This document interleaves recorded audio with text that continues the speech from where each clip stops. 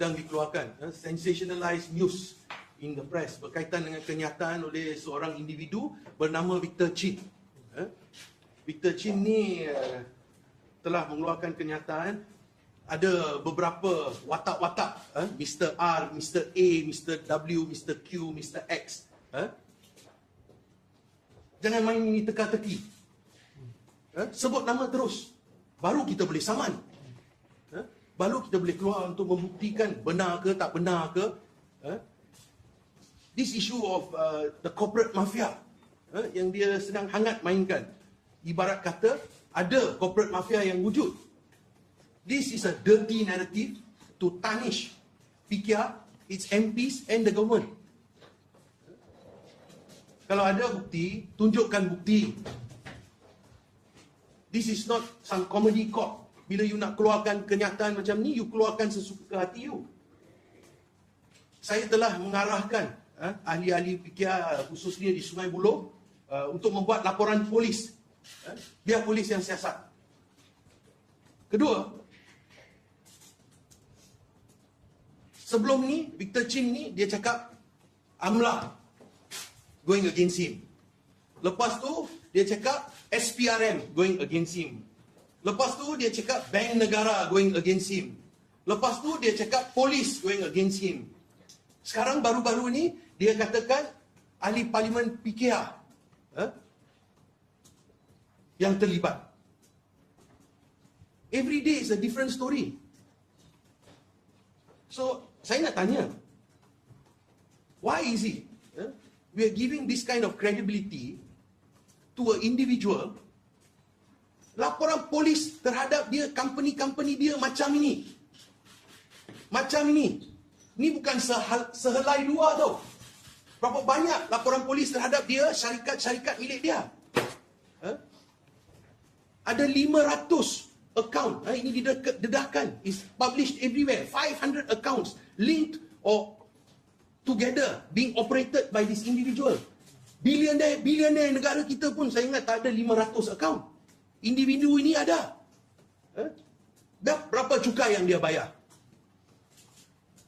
How much tax has he paid to have this kind of companies? Isteri dia, his wife, apa nama isteri dia? Saya pun terlupa nama isteri dia. Chan Siu Ying. Chan Siu Ying ini 88 juta dia boleh beli saham. 88 million purchase of shares under his wife's name. Miss Chan Siu Ying. Kita ada semua bukti. Orang kanan, orang kiri dia, his right hand, his left hand. Chin Kiu Xiang, Chin Kiu Fun, Pang Leong Nget, Shen Tan Origin, Lim Peng Tong, Samantha Su Xiong Yuan. This can go on. Pages and pages kita ada. All those associated dengan dia. Proxy dia. Tak apa. Kita tak payah nak go into that much of detail. Saya nak tahu. Sebenarnya apa niat? Dia buat tuduhan yang liar macam ni. These vile accusations. What is the intention? Bring down the government? Fighting for fairness? Okay, let me tell you what is the strategy behind this. This is a strategy to paint himself as the victim, so that he can get political asylum in the United Kingdom. That's why he's blaming AMLA, dia salahkan SPRM, dia salahkan Bank Negara, dia salahkan polis, dia salahkan semua. He wants to play victim. If you have done nothing wrong, come back. Be investigated. Don't sit down from there and shoot letters. Make wild accusations, trying to incriminate people.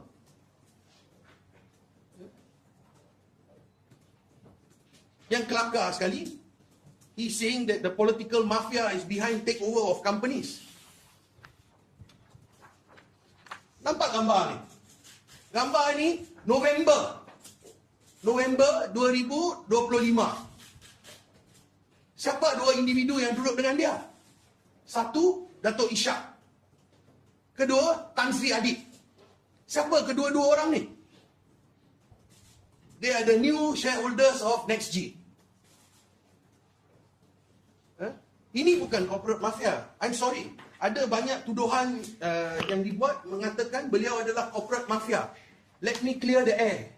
He is not a corporate mafia. See, if we read in the internet, mafia also they have code of conduct. They have certain ethics and certain principles.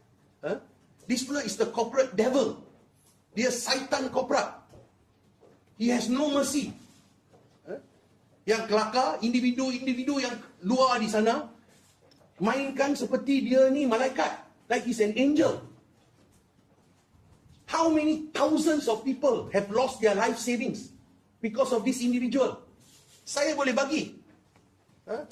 Saya bagi je beberapa contoh. Semua ni timbalan ketua cabang saya akan buat laporan polis selepas ni. Saya bagi contoh sini. Ada satu company, G3 Global Berhad. Nilai saham dia, the share price of this company, from 2 cents, 2 cents went up to 1 ringgit. From 2 cents to 1 ringgit.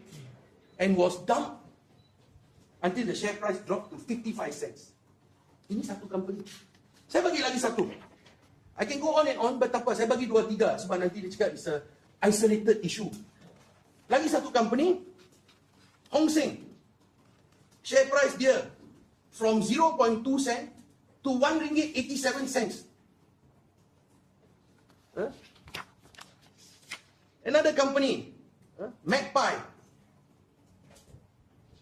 Sebelum ni Sterling Progress Berhad. Saya bukan pegawai penyiasat, tapi saya pun boleh dapat macam ni.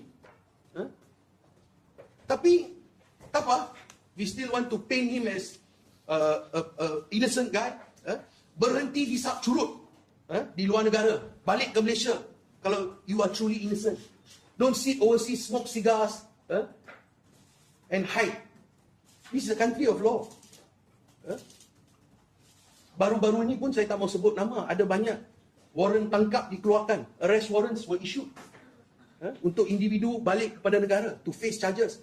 Dia orang balik, they were charged, they will defend themselves in court, nothing happened.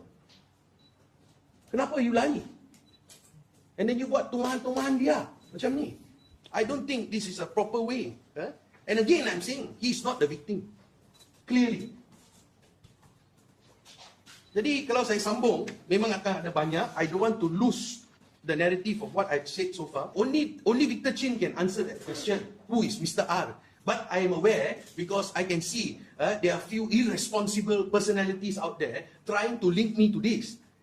He claims Mr. R. Dia kononnya cakap Mr. R itu saya. Berpuluhan, ratusan juta saham, hundreds of thousands if not millions of shares transferred allegedly to me. Buktikan. I don't hold any public shares. Zero. And I don't think so any MP in their right frame of mind will be transacting in hundreds of millions of dollars worth of shares.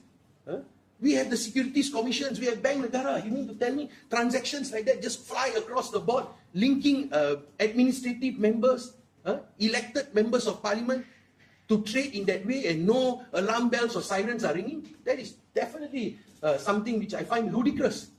Memang kita lihat, kalau kita lihat baru-baru ni, cyber trooper bekas timbalan presiden serang saya ibarat macam saya yang buat kesalahan ni, macam saya yang bersekongkol dengan Victor Chin ni. Saya tak pernah jumpa Victor Chin. I've never met him, I don't know him, I've never spoken to him. Tapi dia orang nak kaitkan saya dengan ni. Apa naratif dia? The naratif jahat. Dia nak pecah belah parti. He wants to break the party. Okay. Macam mana saya boleh ambil 9.5 juta daripada seorang yang saya tak pernah jumpa dalam hidup saya atau tak kenal? This corporate devil, he has managed to scam, he has managed to manipulate. I can give you false trading, market rigging transaction, stock market manipulation, false and misleading statements, fraudulent and inducing persons to dia in securities, banyak section yang ada. Dia boleh yang melepas semua section ini, boleh daripada angin, from thin air, say he's given me 9.5 million or any PKR MP 9.5 million. This has to make sense lah in some way or another. Even if you want to create a novel, cerita dia kena berasas. That's why I said this is not some thriller. He's not going to win an Oscar for this. This is a comedy novel.